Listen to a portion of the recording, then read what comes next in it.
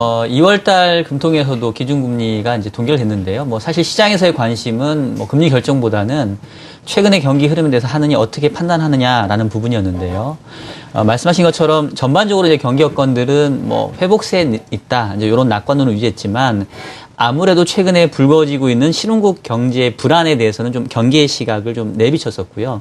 그러다 보니까 이전보다는 조금 경기 회복에 대한 자신감이 다소 약간은 조금 약해지는 이런 모습들을 좀 비춰졌습니다.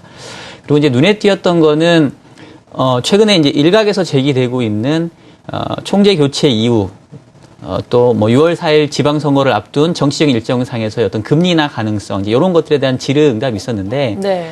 조금 우리 총재께서 좀 불편하셨나 봐요. 그런 그 질문들 자체가. 그래서 뭐 투자와 투기를 구분해야 된다라는 이런 그 말씀까지 하시면서 상당히 좀 강한 어조로 일각에서 제기되고 있는 금리 인하 가능성들을 상당 부분 이렇게 폄하하는 뭐 이런 말씀들을 좀 하셨던 게 좀 눈에 띄는 금통이었던 것 같아요. 네. 그렇다면 이런 배경으로 인해서 금리 인하가 계속해서 금리 하락세가 지금 이어지고 있는 건가요?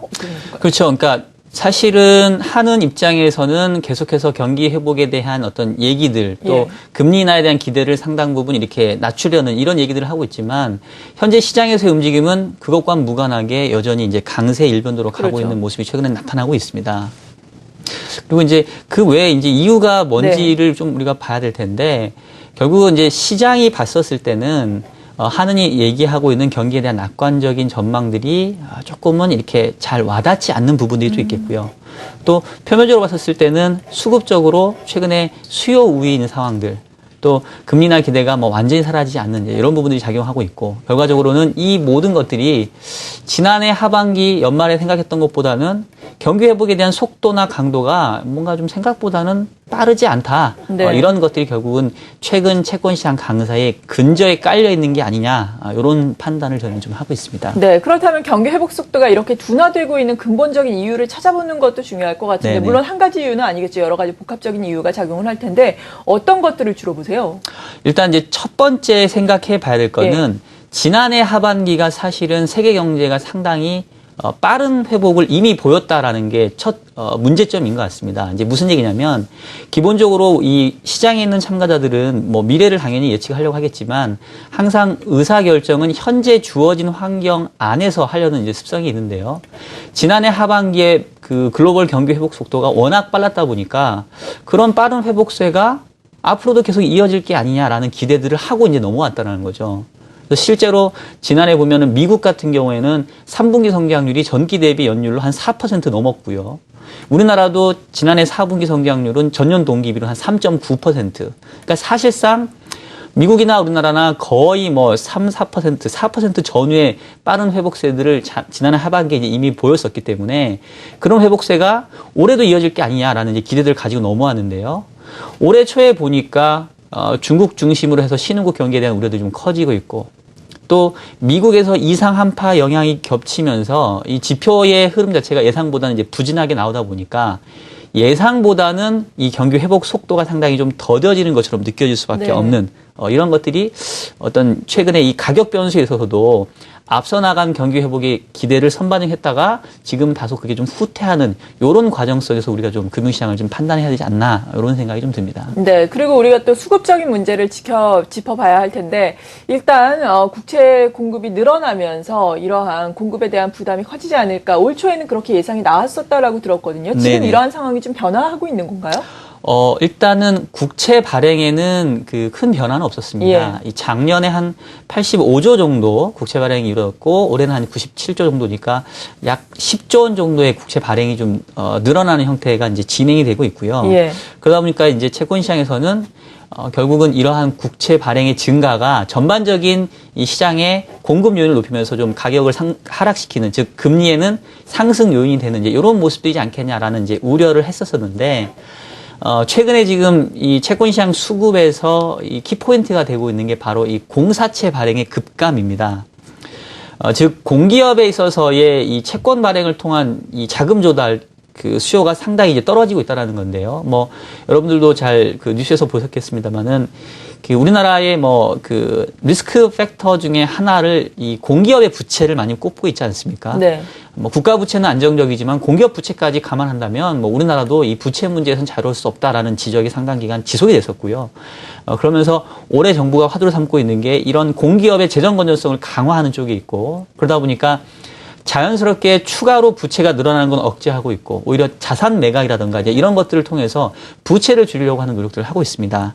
그게 자연스럽게 이 공사채 발행의 축소 이렇게 나타나고 있고 그러다 보니까 전체 채권 시장에서도 발행이 국채만 보면은 늘어날 걸로 생각했는데 공사채 부분이 워낙 축소되다 보니까 전체로 합쳤을 때는 오히려 발행 물량이 조금은 예상보다는 저조한 물량이 오히려 좀 부족한 이런 것들로 지금 느껴지고 있는 게 현재 수급 상황이라고 볼 수가 있습니다. 네. 그리고 또 짚어주신 것이 금리 인하에 대한 기대감입니다. 앞서 말씀을 해주신 것처럼 이 금융통화위원회 이후에 열린 기자간담회에서 이 총재 교체 이후에 금리 인하에 대한 기대감 부분을 많이 또 질의를 했는데 여기에 대해서 또 강하게 부정을 했고 이 금리 인하에 대한 기대감을 좀 낮추기 위해서 노력을 했다라고 말씀해 주셨는데 그럼에도 불구하고 계속해서 금리 인하에 대한 기대감이 나오고 있지 않습니까? 네네. 그 이유는 어디에 있을까요? 예, 올해 이제 1월 달 금통위를 앞두고 이제 일부 외연권에서 갑작스럽게 금리 인하 가능성이 있다라는 하나의 리포트가 나오면서 사실은 그렇죠, 이 예. 금리 인하에 대한 논쟁이 좀 확산이 됐었고요. 네. 뭐 결과적으로는 만장일치의 금리 동결이 있었고 우리 한은 총재께서는 계속 시종일관 그러한 가능성들을 상당히 이렇게 낮추려는 이런 말씀들을 많이 하셨는데 그럼에도 불구하고 계속 금리 인하에 대한 얘기들이 지금 끊이지 않고 있습니다. 결국은 그 핵심에는 저물가라고 하는 환경이 자리하고 있다라고 생각이 되고요.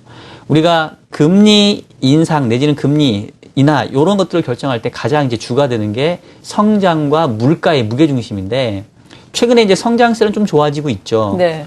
그래서 통화정책도 추가적으로 뭐 금리를 인하해야 될 정도 상황은 아니다라는 게 하는 판단인데 성장론자 입장에서 봤었을 때는 금리를 인상할 때 걸림돌이 되는 게 금리를 인하할 때 걸림돌이 되는 게 이제 물가 상승인데 현재 국내 물가는 너무도 낮다라는 겁니다. 지금 물가 상승률이 1.1 정도밖에 안 나오거든요.